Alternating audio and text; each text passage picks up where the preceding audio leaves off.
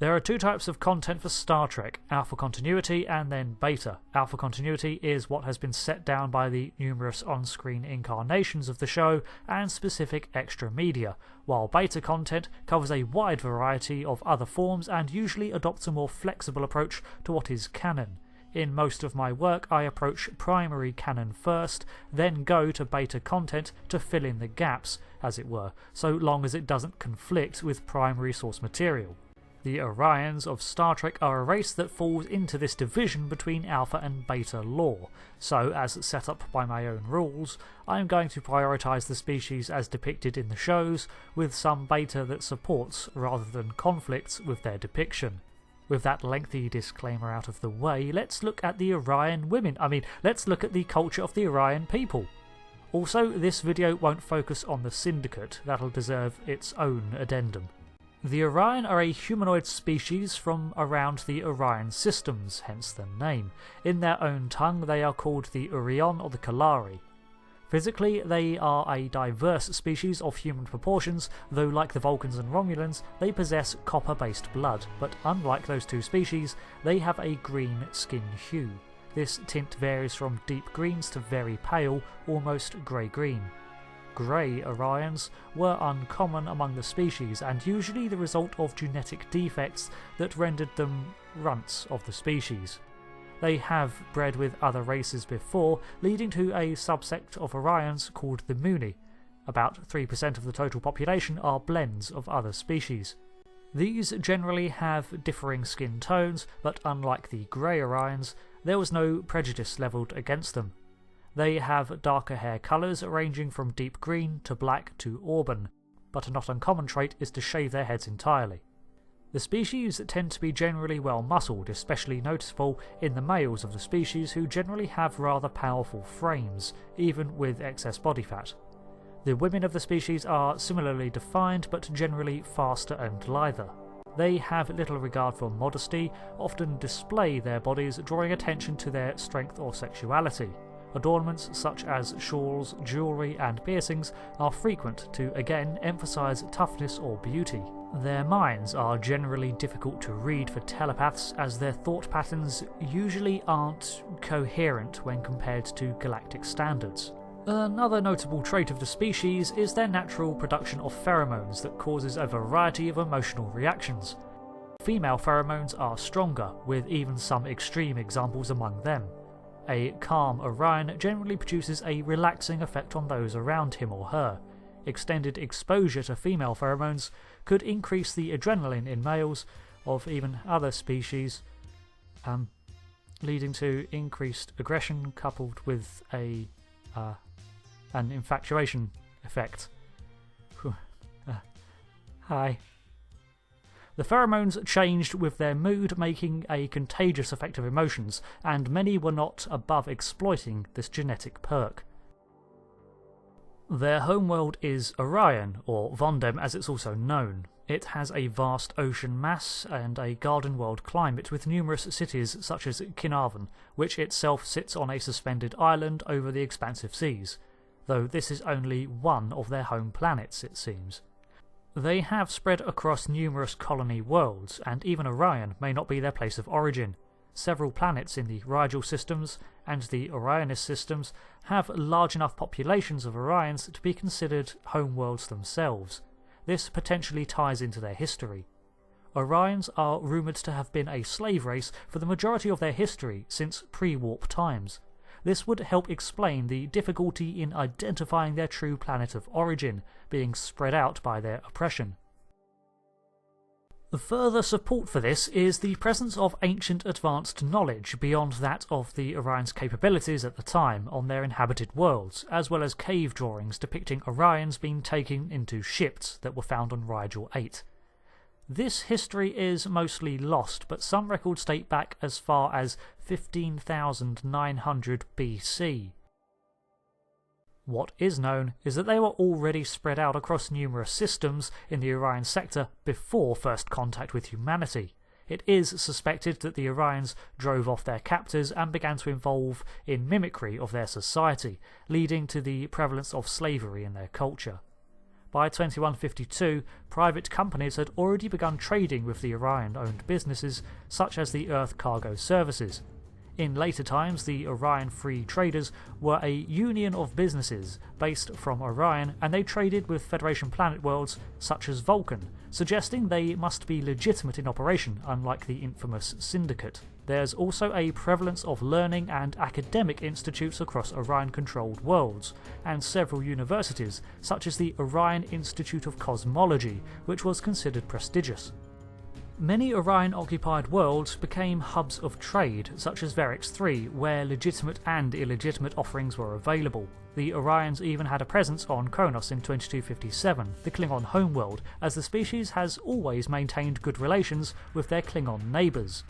They maintained a high and influential level of commerce throughout a careful balancing act of political interests among other Alpha and Beta Quadrant powers.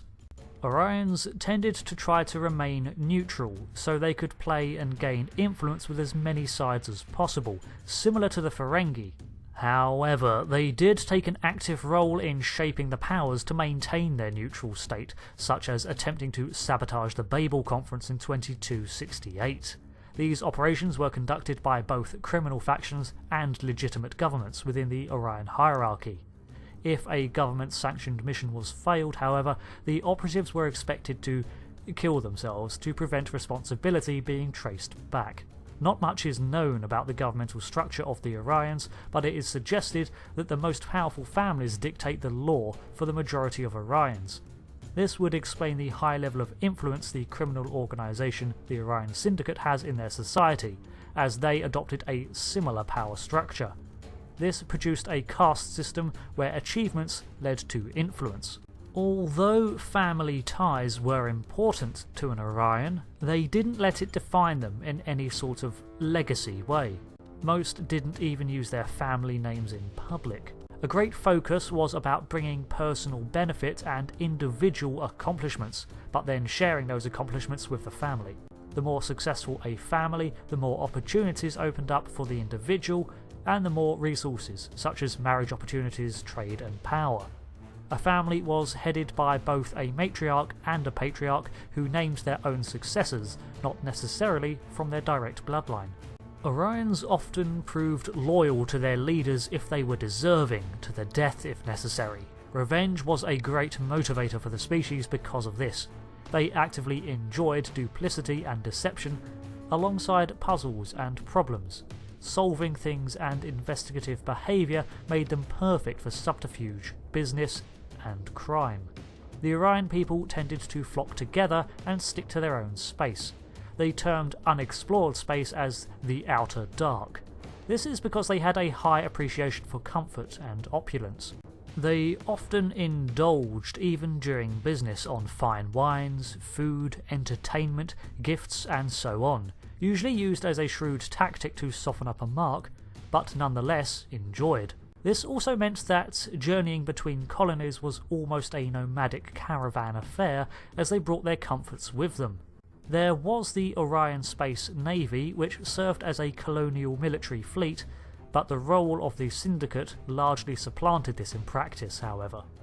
A common misconception around Orions concerns their women, who were advertised as animalistic slaves with carnal desires.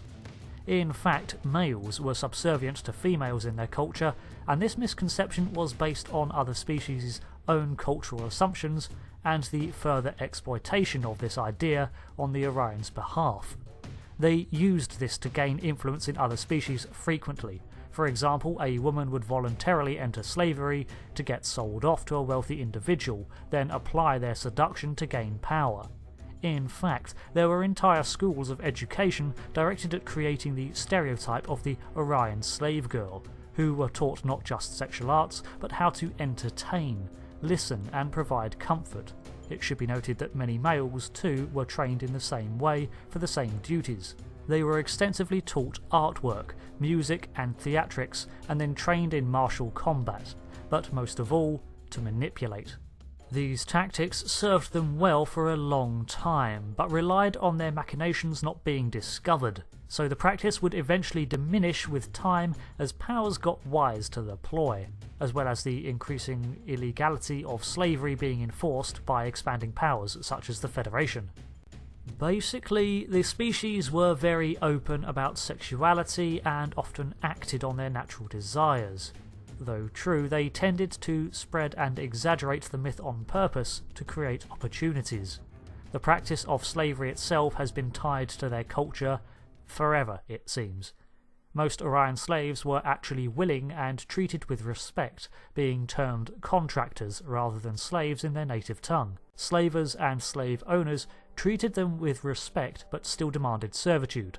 Personal effects were technically denied, but Orion slaves were gifted with many things. This didn't apply to other races they captured, however. And it was a risk that their plans never panned out, and they fell into genuine servitude. But this was the reason for their extensive training. Most of these activities were performed by the aforementioned Orion syndicate. Technically it isn't part of the Orion government, but nonetheless holds great pull over the colonies in a mob-style way. This led to rampant piracy, cartels and protection rackets forming in Orion space, where the cultural inclinations of the species were often partnered with their aptitude for subtlety to leverage a great amount of control, expanding across the quadrant. An anecdote among Starfleet officers became, how do you tell an Orion merchant from an Orion pirate? If you have a phaser, then it's a merchant. In essence, the Orion people are rather more complex than they initially appear. On the surface, they're slavers, pirates, and exploit their own kind for wealth, but it goes deeper than that. They play games with the other powers around them. Both the syndicate and the government practice manipulation on a political scale through the skillful use of seduction, spying, and brute force where applicable. Their natural skills turned slavery into a tool to work for them, but they maintain an Orion-centric view on the act. Therefore, their depiction as barbaric slavers is apt if you're not a native. With the changing of the times and the expansion of powers like the UFP, aspects such as slavery were relegated to the past, with even the Syndicate toning it down and operating further and further away from Starfleet's arms. But again, this is because the Federation is too big to ignore and not trade with. So we see the rise of academic institutions that the Federation approves of, and unions of trade that even Starfleet captains like Pike considered retiring to. All the while, on the Klingon front, slavery is still practiced, and the Syndicate still operates its nefarious power plays. It seems that the Orion people will always find a way to prosper in any landscape, and if anything, their influence has grown with time. It's just got better at hiding it. Thanks for watching the viewer-voted Cultural Index, and as mentioned, I want to do a small addendum exclusively on the Orion Syndicate, as it has undergone several changes with the eras to survive, and is no longer a purely an Orion-exclusive organisation. But for now, the voted episodes returns, with the choices being themed from either the Fallout Timeline's Slaver Empire, Kaisar's Legion, yes, I know how I pronounced it, or perhaps the enigmatic, red-eyed Chiss from the unknown regions of the Star Wars galaxy. Cast your vote by liking the appropriate comment below, or suggest another race for the list. What do you think of the Orions? Cast your vote by liking the appropriate comment below, or suggesting another race for the list. What do you think of the Orions? Personally, I think they are masters of the facade, and even the Federation seems to have fallen for it. All the while, they can build influence behind the scenes, legitimately and illegitimately. But I love that Trek has this seedy underbelly. If Mos Eisley existed in Trek, it would turn up on an Orion colony. Thanks for watching. I've been Rick, and until next time, bye bye.